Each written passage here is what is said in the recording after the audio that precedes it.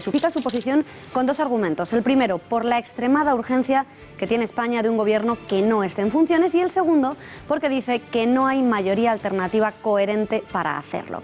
Esto quiere decir que Felipe González considera que el PSOE no puede ni debe gobernar con Podemos. Importante mensaje de González a 2 días del Comité Federal del PSOE, en el que se van a reunir todos los varones para establecer una hoja de ruta en la investidura de Mariano Rajoy. González escenifica la que muchos llaman la vieja guardia, el guardián del tarro de las esencias del socialismo. Ya es, junto a Zapatero, un exsecretario general socialista que se manifiesta en pro de dejar gobernar a Rajoy y hacer una labor implacable en la oposición, postura que contrasta con los jóvenes y nuevos miembros del actual socialismo que apuestan por un no rotundo y por bloquear la legislatura. Sea cual sea la decisión que tome finalmente el PSOE, deberían hacerlo pensando en el interés de España y no en el de su propio partido. Una elección extremadamente difícil, es cierto, ya que, según lo que hagan, pueden quedar como un partido que ha propiciado un gobierno de derechas y dar alas a Podemos, o por el contrario, pecar de sectarismo, votar no a Rajoy y bloquear la gobernabilidad en nuestro país. Gracias, Beatriz. Tiempo ya de análisis. Vamos a intentar dar luz sobre lo que puede suponer esta carta de Felipe González. ¿Le harán caso en el Comité Federal del próximo sábado o no? Editorial con Eduardo García Serrano.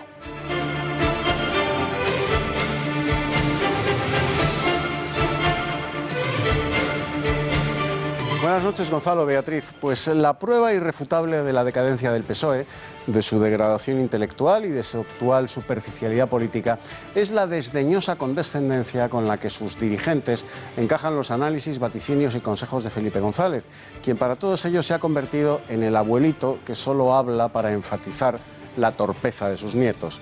Felipe González, de las páginas de su periódico, y nunca mejor empleado el pronombre posesivo porque El País es su periódico, le recomienda al biderrotado Sánchez que propicie y facilite un gobierno del PP. El consejo del abuelo ha caído entre sus adolescentes herederos como las recomendaciones paternas a la niña que se va de botellón. No le harán ni caso. Y Felipe González se sentará a las puertas de su experiencia para ver cómo sus adolescentes socialistas repiten la historia, que es lo que hacen siempre los que saben historia, ver cómo los demás la repiten.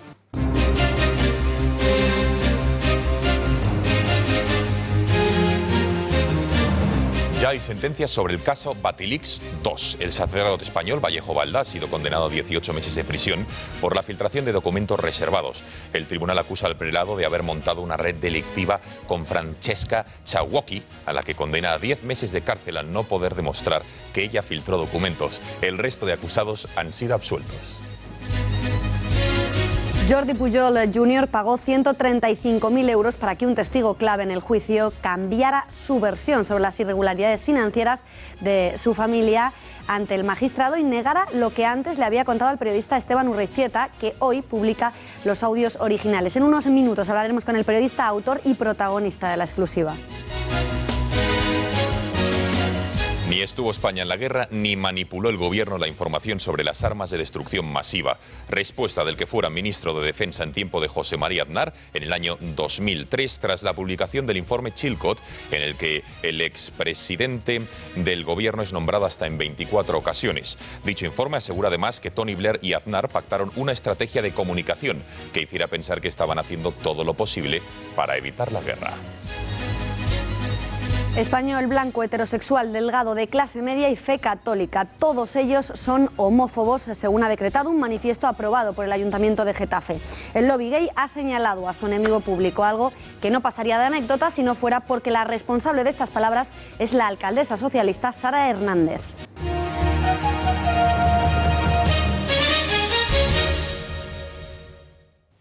Me voy a reunir con quien quiera, donde quiera y cuando quiera. Con esta actitud se ha presentado Mariano Rajoy en el Congreso de los Diputados para recoger su acta de diputado en la nueva legislatura que está a punto de echar a andar. El líder del Ejecutivo ha vuelto a urgir a las formaciones políticas a formar gobierno cuanto antes y lo hace con la mano tendida. En segundo lugar, creo que el Gobierno debe constituirse con la mayor rapidez posible.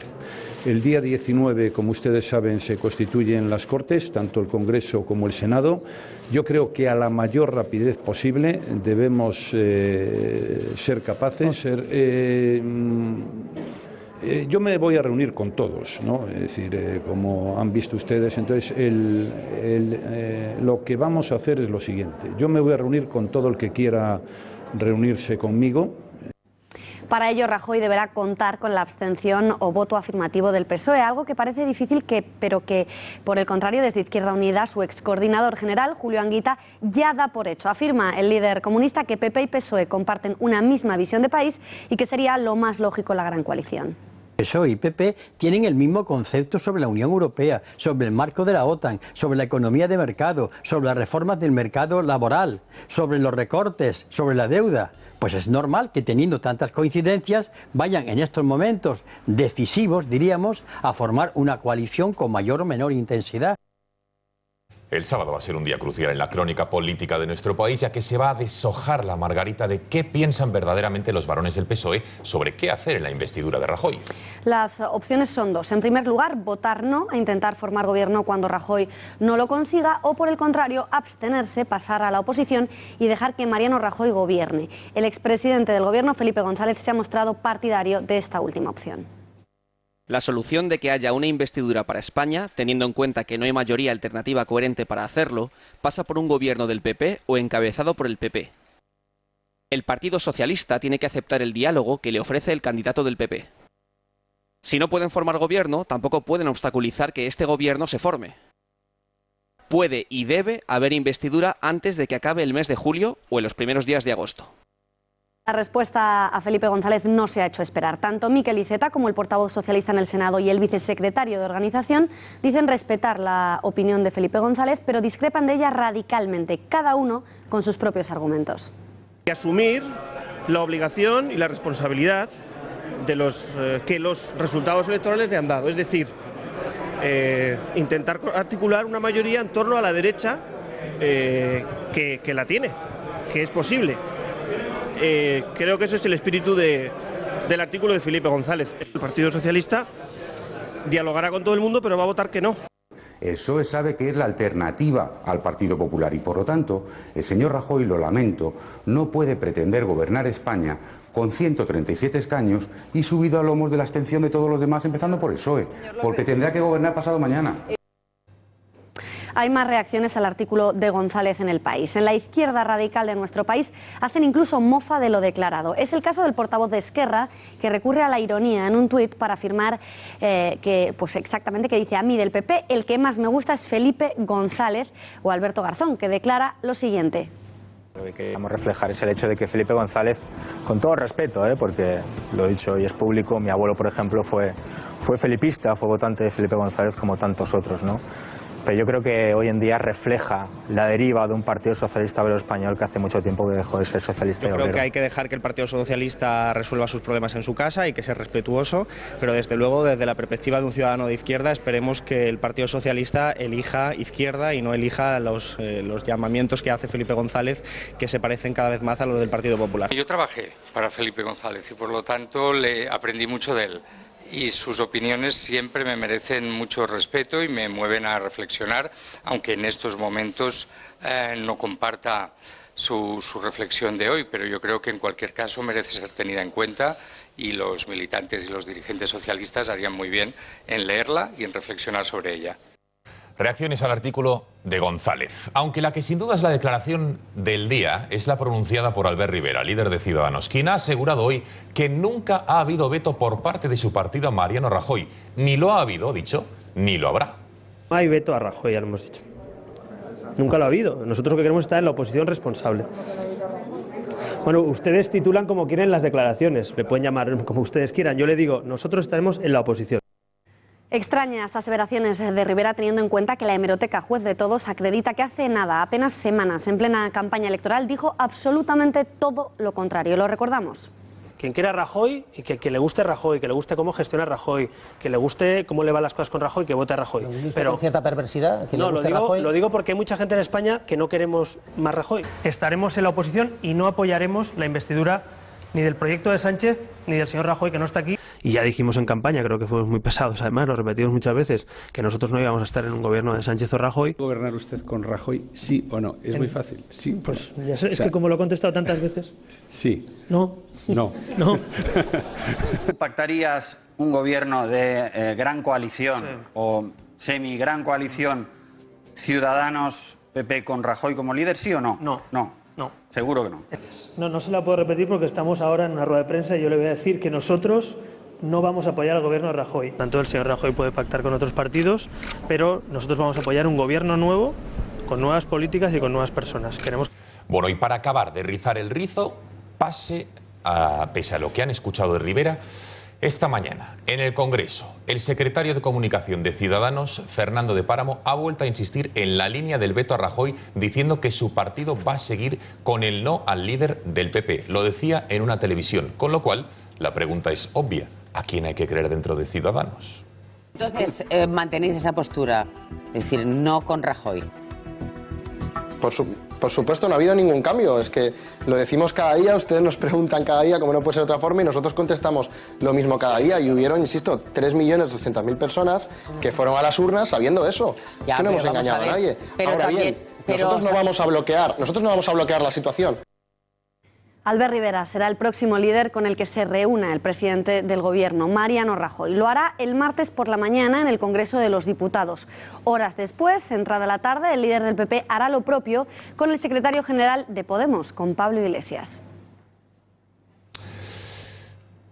Vamos a escuchar precisamente lo que decía Pablo Iglesias, porque obviamente asegura que va a votar en contra de la investidura de Mariano Rajoy. No así, dicen, del Partido Socialista. Asegura seguir con los oídos muy atentos a una hipotética propuesta del PSOE para intentar formar gobierno independientemente de lo que haga Rajoy. Ya digo que nosotros estaremos dispuestos a escuchar cualquier propuesta, no solamente después de que Rajoy fracasara, sino incluso antes. Y el propio programa del Partido Socialista no es una mala base para empezar. Lo que no sirve es lo que intentaron hacer con Ciudadanos y que fue un fracaso. La frustración general, no solamente entre los votantes de Podemos y Unidas Podemos, sino entre los votantes del Partido Socialista también. Yo creo que hubo una sensación de frustración, de una expectativa que se había tocado con los dedos el 20 de diciembre y que se vio de pronto arrinconada en ese callejón sin salida, que fue el acuerdo entre Albert Rivera y Pedro Sánchez.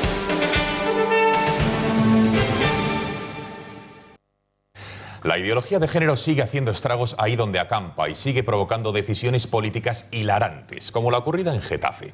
Los grupos municipales PSOE, ahora Getafe e Izquierda Unida Los Verdes, han aprobado en el pleno del ayuntamiento de esta localidad un manifiesto LGTB, en el que se señala que el perfil de las personas homófobas es el de un hombre heterosexual, blanco, de clase media o alta, delgado, joven y de fe mayoritaria, es decir, católico. A partir de ahora, aquellos vecinos de Getafe que sean hombres, heterosexuales, blancos, delgados y católicos podrán estar bajo sospecha de ser homófobos y de odiar y discriminar al colectivo LGTB. El Partido Popular se ha abstenido, mientras que Ciudadanos, impulsor de la moción, ha votado finalmente en contra al no ser incluida su enmienda para modificar el polémico párrafo de la pirámide de la discriminación. El manifiesto ha sido redactado por los colectivos UC3M LGTB, Colegas Getafe y Getafe LGTB y recibido en un principio también ha recibido el apoyo de todos los grupos municipales de Getafe, excepto, como decíamos, el del Partido Popular. Bueno, tiempo ya de análisis, de preguntar a un hombre heterosexual, blanco, de clase media o alta, de fe mayoritaria, más o menos joven y algo delgado, sobre si es homófobo o no. José Javier Esparza, muy buenas noches. ¿Lo eres o no lo eres? Buenas noches. Evidentemente no, pero da igual, habrían inventado otra tipología si les hubiera venido bien para su objetivo, que al final no es defender los derechos de nadie, sino atacar a una parte de la sociedad, señalarla como enemigo y así crear odio, división, conflicto, que es lo que ellos quieren desde que se quedaron sin proletariado que redimir en su lucha de clases. Lo lamentable es que con todo lo que está pasando en España, nuestros políticos anden con estas cosas. Creo que no podíamos haber caído más bajo, o igual sí.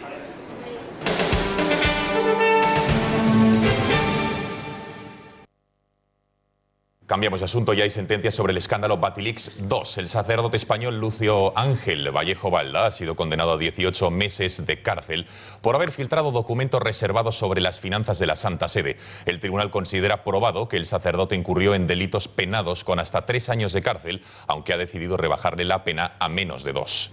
Desde su detención, Vallejo Balda nunca ha negado los hechos, aunque ha tratado de culpar a Francesca Chauqui, a la que el fiscal considera el motor principal de una trama delictiva para divulgación de secretos. Chauki ha sido condenada a 10 meses de prisión, ya que la Fiscalía no puede probar que filtró documentos. Sí, en cambio, su asociación criminal con el prelado español. El resto de acusados han sido absueltos. La publicación de los libros Via Crucis de Gianluigi Nucci y Avarizia de Emiliano Fittipaldi destaparon un nuevo escándalo financiero en el seno de la Santa Sede, conocido, como les decíamos, como Batilix 2, tras el primer gran revuelo provocado en 2012, cuando saltó a la luz pública que el mayordomo de Benedicto XVI, Paolo Gabriele, filtraba documentos confidenciales a un periodista italiano. En la siguiente crónica repasamos las claves y protagonistas de este escándalo de Batilix 2. Batilix 2 es un caso de filtración de documentación clasificada de la Santa Sede a los periodistas italianos Emiliano Fittipaldi y Gianluigi Nucci, autores de los libros Via Crucis y Avaricia, que ponen al descubierto irregularidades relacionadas con las finanzas vaticanas. Esta filtración de documentos llevó a la Santa Sede a abrir un proceso judicial en el mes de noviembre, en el que han sido imputados el sacerdote español Lucio Vallejo Balda, la exrelaciones públicas Francesca Chaocchi y Nicola Maio, así como los periodistas italianos autores de los libros anteriormente citados. De entre los imputados, el único que ha permanecido en prisión durante los 8 meses que ha durado el proceso judicial ha sido el sacerdote español Vallejo Balda, arrestado el pasado 2 de noviembre. Bueno, Gabriel Ariza, director de Infovaticana.com, ha tenido la ocasión de hablar con el sacerdote español Vallejo Balda. ¿Cómo se ha tomado la sentencia que le condena a 1 año y medio de cárcel, sabiendo que lleva ya 8 meses ya bajo arresto? Gabriel, buenas noches. Sabiendo que lleva 8 meses. Nada. Tenemos problemas con la conexión con Gabriel Ariza, que intentaremos retomar en los próximos minutos. De Roma nos vamos a ir hasta la polémica por la guerra de Irak. Escuchen lo que ha dicho hoy Federico Trillo, exministro de Defensa de nuestro país, cuando ha asegurado textualmente que José María Aznar, que de momento no se ha pronunciado sobre las conclusiones del informe Chilcot, sí lo ha hecho Trillo, quien se ha mostrado tajante al afirmar que España no estuvo en la guerra de Irak, ya que no pegó un solo tiro y tan solo envió ayuda humanitaria. Además, Trillo ha rechazado que el gobierno manipulara la información sobre las armas de destrucción masiva. Por todo ello, Jesús Posada ha considerado que José María Aznar no tiene que pedir perdón a los españoles. Que está claro que involucra directamente a Blair, y Blair, en un gesto que yo creo que le honra, pues ha salido diciendo que lo siente mucho, en fin, dando explicaciones. Las referencias a Aznar es que he leído que hacen una referencia, pero no puedo juzgar si Aznar debería hacer algo, no puedo juzgarlo. Palabras de el señor Posada, que en aquella época también era ministro del Ejecutivo de José María Aznar. ¿Debe el expresidente del gobierno pedir perdón por la decisión de apoyar a Estados Unidos en la guerra de Irak, o hizo bien en sumarse a Bush y a Tony Blair? ¿Estuvo España en la guerra o ni siquiera llegó a participar, como afirma Federico Trillo? Asunto lo suficientemente polémico como para someterlo a un cara a cara entre Eduardo García Serrano y José Antonio Fuster. Comienza Eduardo. Gonzalo, Aznar es lo suficientemente soberbio como para no pedir perdón por nada, pero 13 años después, el informe Chilton viene a corroborar lo que muchos sospechábamos y la Comisión de la ONU sabía. No había certezas objetivas para iniciar la guerra de Irak. No había armas de destrucción masiva. De ahí las elocuentes prisas de Aznar y Blair para desencadenar la invasión sin esperar a la resolución de la ONU, que es lo que hicieron. A ver, si hay algo por lo que tiene que disculparse José María Aznar, no es por la segunda guerra de Irak, que fue legal, justa y necesaria. Otra cosa es que estuviera mal ejecutada. Por lo que tiene que disculparse Aznar es por usar el eslogan barato de las armas de destrucción masiva, cuando los aliados tenían 1000 razones objetivas mucho mejores para terminar con un régimen terrorista como el de Saddam Hussein. Querido José Antonio, fue ilegal, injusta e innecesaria. Porque cualesquiera que fuesen los objetivos de aquella guerra injusta, vuelvo a repetir, injusta, sus resultados han sido nefastos. Se derrocó y se ahorcó la única garantía de estabilidad en la zona, que era Saddam Hussein. De ahí viene precisamente el avispero mortal en el que se ha convertido la geografía musulmana para todo Occidente.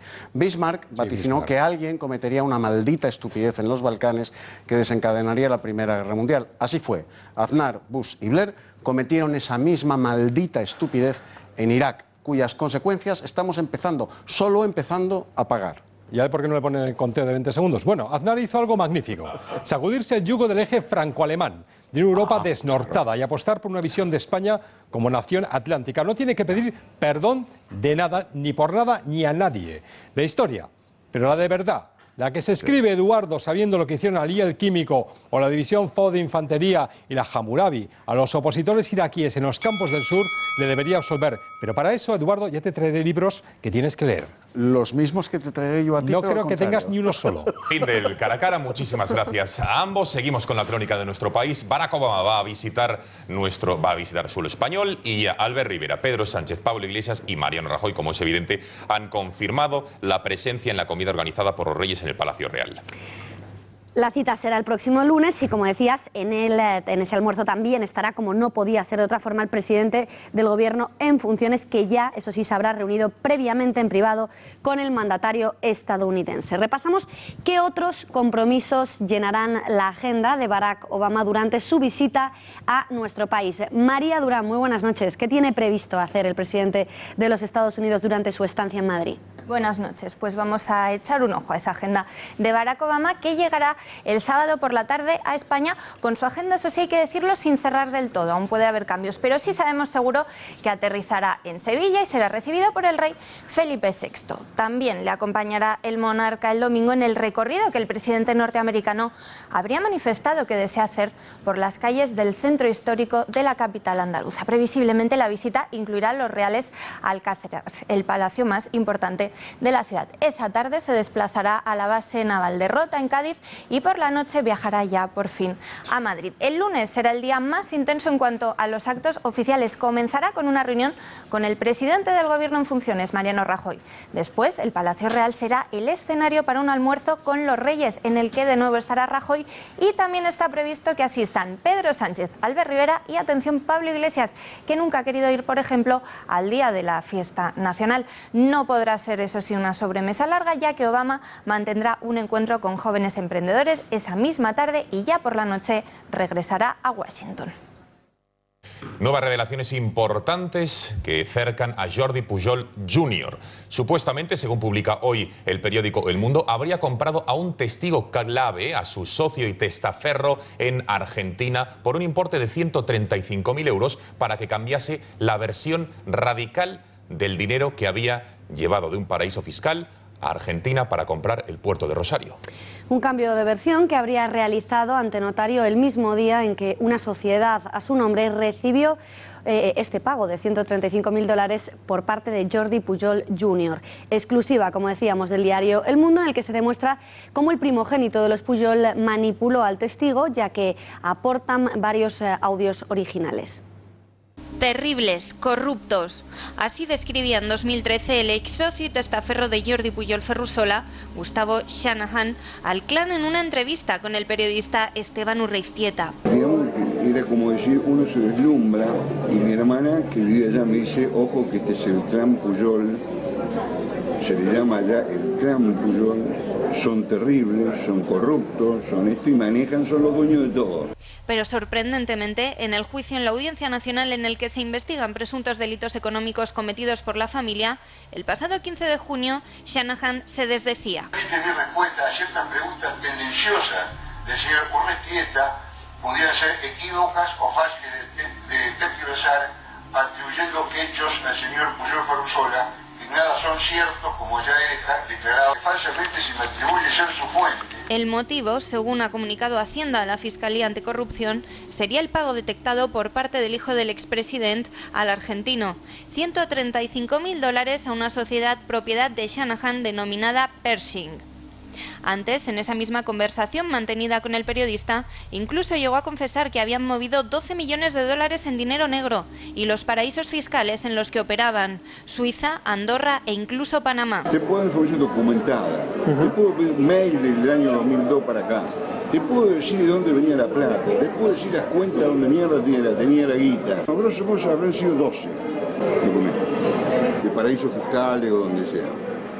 Es un paraíso negro, un negro. Trabaja con Suiza, trabaja con Andorra, me parece que alguna vez Panamá también, sí. Parece que el supuesto soborno no ha sido suficiente para despistar a los investigadores.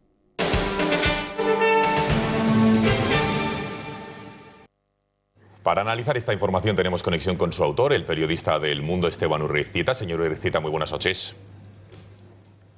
¿Qué tal? Muy buenas noches. Bueno, enseguida vamos a hablar del cambio de versión del señor Shanahan, pero ¿hasta qué punto cree que el pago de esos 135.000 euros o dólares por parte de Pujol a su ex socio y testaferro en Buenos Aires era para que cambiara su versión y no, por ejemplo, en función de otros servicios que le hubiera prestado? Bueno, en primer lugar porque el propio Shanahan no ha podido explicar ante el juez a qué otros servicios se podían responder ese pago. Y en segundo lugar, por una gran novedad que vamos a publicar en el Mundo mañana y que va a cerrar de manera definitiva esta historia. Pero desde luego se produce una coincidencia tremendamente llamativa, que es que el mismo día que el señor Shanahan acude ante notario para exculpar, para realizar un documento con el que exculpara a Jordi Pujol Ferrusola, recibe poco antes esa transferencia de 135.000 dólares y por lo tanto se produce una cosa y a continuación la siguiente, ¿no? Señor Urreiztieta, ¿qué le dijo exactamente a usted el señor Shanahan y de qué manera ha influido en el proceso judicial contra el clan Pujol? El señor Shanahan lo entrevistamos en El Mundo en septiembre de 2013 y abrió, por así decirlo, una de las principales líneas de investigación del caso Pujol, que es los negocios que tiene la familia Pujol en Argentina, y concretamente la familia Pujol adquirió el puerto de Rosario, de la ciudad argentina de Rosario, que es un puerto fluvial de mercancías, y el señor Shanahan contaba con pelos y señales cómo el clan catalán había invertido 12 millones de dólares procedentes de Panamá, de Suiza y de Andorra en la adquisición de ese puerto. Claro, hay que ponerse en situación. En septiembre de 2013 todavía no sabíamos a ciencia cierta que la familia tenía el dinero escondido en paraísos fiscales y el dinero que tenía en Andorra. A partir de ahí se empezó a investigar, se empezó a complicar la investigación y por eso en un momento dado Jordi Pujol habla con su ex socio, con su testaferro argentino, y le pide que por favor que le ayude, que desmienta las declaraciones que hizo en su día y que si le llama el juez de la Mata de la Audiencia Nacional, que niegue la mayor. Y eso es lo que hace el 24 de abril de 2015, eso sí, justo después de recibir los 135.000 dólares, que es el precio que tiene ese desmentido.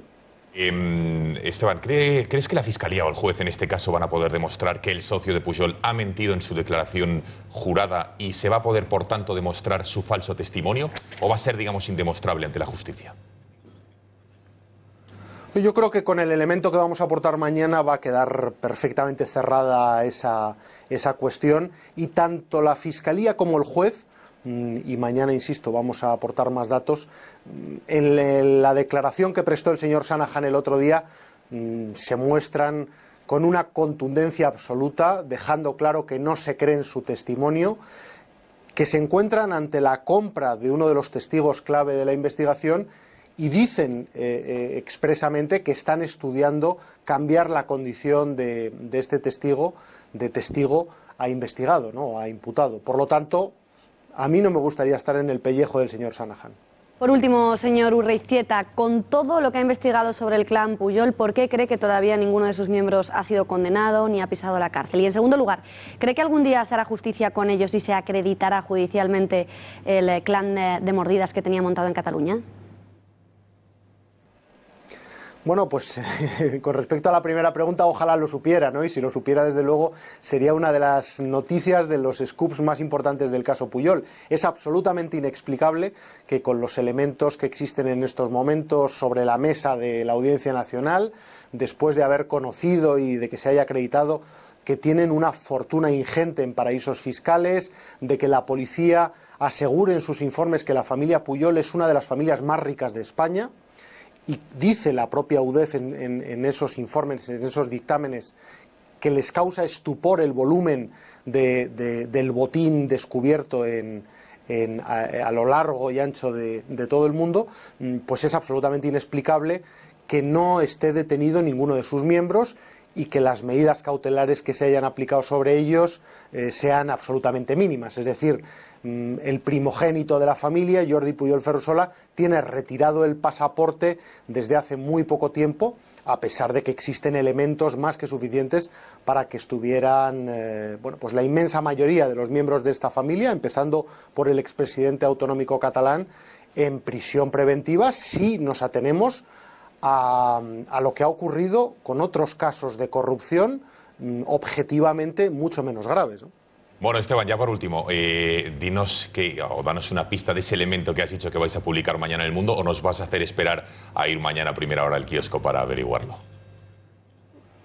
Bueno, es un elemento que demuestra que no existe el crimen perfecto y que, desde luego, si están los Pujol de por medio, van dejando huellas por todas partes. La policía ha descubierto una serie de documentos en poder de los Pujol, que vamos a revelar mañana, y que reflejan de manera definitiva que compraron al testigo y que, por lo tanto, han alterado un procedimiento judicial en curso, lo cual es de una extraordinaria gravedad y que por sí solo debía llevar aparejado una medida cautelar como las que comentabais anteriormente. Esteban Urrecita, periodista del Mundo, muchísimas gracias por haber atendido a las cámaras este informativo y muy buenas noches. Gracias a vosotros.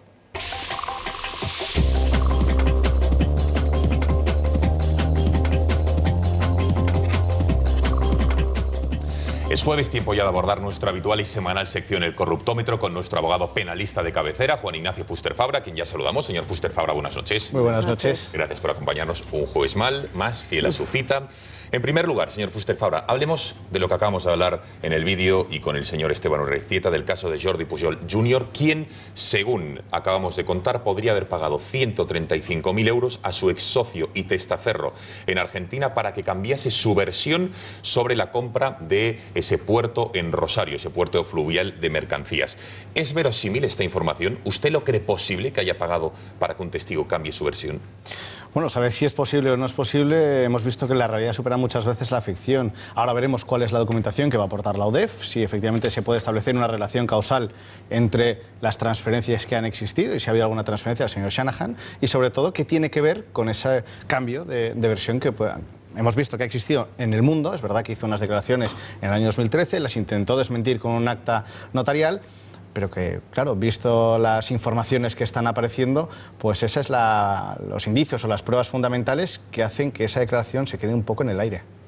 Que un testigo testifique, y valga la redundancia, una versión y posteriormente se contradiga y afirme todo lo contrario se llama falso testimonio. Me gustaría preguntarle por tres cuestiones rápidas. ¿Cómo puede influir en el caso? ¿Qué versión debe creer el juez? Y, por último, ¿cómo se gestiona este delito? Si hablamos del falso testimonio, estamos hablando básicamente de un delito. Se le advierte al testigo, nada más entrar, que tiene el derecho de decir absolutamente la verdad, no puede omitir ningún tipo de información y tiene que manifestar todo de manera correcta y fehaciente. En el caso de que no lo haga, y máximo con un dolo, es decir, con un conocimiento de que no está diciendo la verdad, se le puede imputar ese delito. Es verdad que en otras circunstancias nos hemos encontrado con testigos que han variado su declaración, ya sea por olvidos o porque la presión le ha podido y ha podido cambiar su versión. ¿Cuál es la diferencia? Que se haga con un dolo, es decir, con una intención real de variar el procedimiento o variar las declaraciones para generar un beneficio a alguien o un perjuicio a un tercero, o en este caso, pues que los propios nervios hayan podido jugar una pasada y que, pues bueno, pues haya cambiado ese testimonio y que influya de manera negativa a una de las partes, pero no implique un delito. Con su experiencia, ¿usted a qué le huele? Hemos visto la información publicada en El Mundo, hemos entrevistado al periodista y sabemos lo que declaró tanto a El Mundo como posteriormente al juez de la Mata. ¿Qué le huele por su experiencia que está ocurriendo con esos 135.000 euros o dólares de por medio? Es complicado, deberíamos de ver toda la documentación y a ver si, como ha dicho el señor Shanahan, por ejemplo, que efectivamente tenía un flujo de dinero, un flujo de capital y que pues no lo tenía del todo controlado, no sabía exactamente de dónde provenía, cómo provenía o no se acuerda de todas las operaciones que quedó realizando. Si se consigue demostrar efectivamente que existe un nexo causal entre el pago de unas cantidades y la variación con su declaración, obviamente nos encontraríamos ante un delito. Ojo, que es un delito muy raro y no es muy frecuente que se vea en los juzgados que se le imputa en este caso a un testigo un delito de falso testimonio. Es muy complicado. ¿Usted en su carrera profesional ha sabido de estos pagos o ha presenciado en algún momento pagos a testigos para que cambien de versión? Yo en mi carrera profesional no, y si lo hubiera sabido tendría que haberlo denunciado. Al final estamos hablando de delitos tremendamente graves y que modifican o pueden modificar procedimientos judiciales de una manera muy sustancial. En este caso, pues cualquier persona que tenga conocimiento de que se produce esta variación y máxime con un pago a un testigo, debería obviamente ponerlo en conocimiento de la Fiscalía y de la autoridad judicial. Bueno, como suponemos que el señor Fuster Fabra haría o hará en el caso de que lo presencie. Siempre, no lo dude. Bueno, vayamos al caso Messi, si le parece. Finalmente, tanto él como su padre han sido condenados a 21 meses de prisión por fraude fiscal de 4,1 millones de euros a Hacienda. ¿Le parece justa, en primer lugar, la condena, a sabiendas de que Messi dice que no sabía lo que firmaba? ¿A quién hay que creer, entonces? Bueno, hay que leerse toda la sentencia y ahí quizás es donde dan los datos y el kit de la cuestión, que es muy importante. En primer lugar, porque es verdad que la representación de Messi ha manifestado, y él mismo ha manifestado, que no tenía conocimientos contables, ni financieros, ni fiscales para poder haber entendido efectivamente qué es lo que se hacía con su dinero. Pero hay pequeños datos que sí que demuestran, y que de hecho lo ha manifestado el propio juzgado, el tribunal sentenciador en su propia sentencia lo ha manifestado. Sí que era capaz de entender que, por ejemplo, en el ejercicio 2007-2008 le había salido a devolver la declaración de Hacienda. Si es capaz de entender ese concepto tan simple, sería también capaz de entender dónde estaba su dinero, cómo tributaba, cuánto tenía que pagar o cuánto no tenía que pagar Hacienda. Esa es una de las cuestiones principales que dice la sentencia, por lo que entiende que por muy jugador de fútbol que sea, por muy famoso que sea, y que solo se dedique a pegar pataditas a un balón, y perdone la expresión tan coloquial, pataditas a un balón, sí que debería tener... El balón de oro, dice usted. Curiosa descripción. Sí, pero lo que no se puede hacer es obviar las obligaciones fiscales que tiene cada uno y el conocimiento que ha de tener sobre precisamente cómo ha de pagar los impuestos y a quién se los tiene que pagar. Beatriz, si te parece, ciñámonos a la parte jurídica y no futbolística. Y vamos a la parte jurídica. Bueno, vamos a ver un tema recurrente que es necesario abordar para que la gente lo entienda.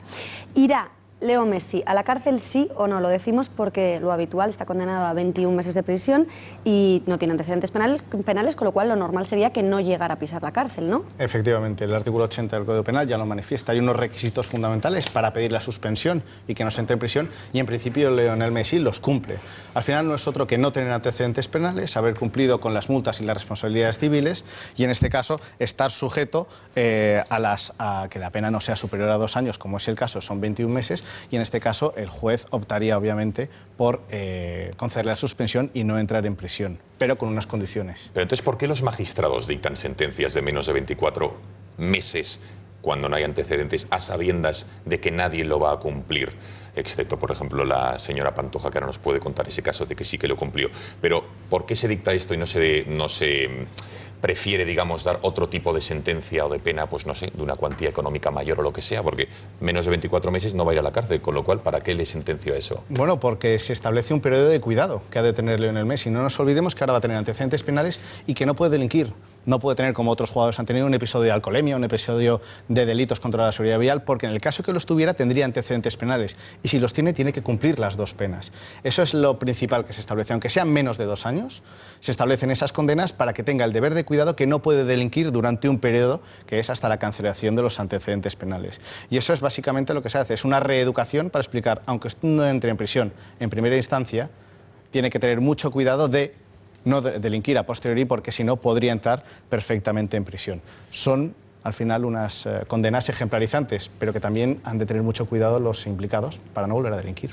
Comentamos, Beatriz y yo, Juan Ignacio, en la redacción esta tarde, las palabras de Gary Lineker, el exjugador del Fútbol Club Barcelona británico, que decía o animaba en las redes sociales, cuando se supo la sentencia contra Messi, animaba a venir a España a delinquir, a defraudar. ¿Qué le parecen estas declaraciones de este jugador? Aparte de tremendamente osadas y yo creo que muy desafortunadas, le diría al señor Gary Lineker que mirara perfectamente cuál es la legislación y sobre todo que analizase que, por ejemplo, el Reino Unido tiene paraísos fiscales. A lo mejor si empezamos a rascar dentro de todo lo que es la operativa fiscal de los jugadores británicos, pues lo tienen mucho más fácil para poder defraudar. Lo que sí que tenemos claro es que en España no es fácil defraudar. Tenemos unidades como la UCO, como la ODEF, que están siempre encima, igual que Hacienda, para controlar precisamente que se paguen. Ahora se tienen que convencer los futbolistas de ello. Seguro que sí. Fuster Fabra, gracias y buenas noches. Muchas gracias, buenas noches.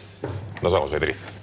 Nos vamos, les dejamos eso sí, con Gaceta.es y con puntopelota.es. Señores, muchísimas gracias por su confianza. Ya lo saben, la información vuelve mañana puntualmente a las 8 de la tarde. Que pasen una muy buena noche. Gracias por nada. A las 9:30 y después el gato al agua. Hasta entonces.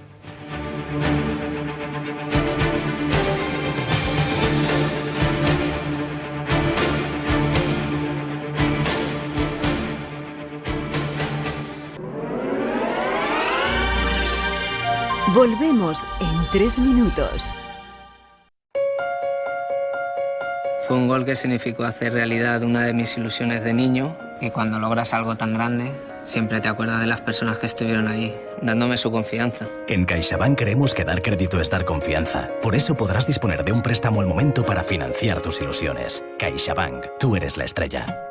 Que te sientes y deja el móvil ya. Que ya voy, estoy mirando en Job Today. Job Today, Job Today. ¿Pero qué te crees? ¿Que vas a encontrar trabajo por arte de magia? Hola familia, ¿qué queréis comer? Mira, José, qué bien lo hace. Estoy tan orgullosa de ti. Si buscas trabajo, coge el móvil. Job to you, Job to ya, Job Today.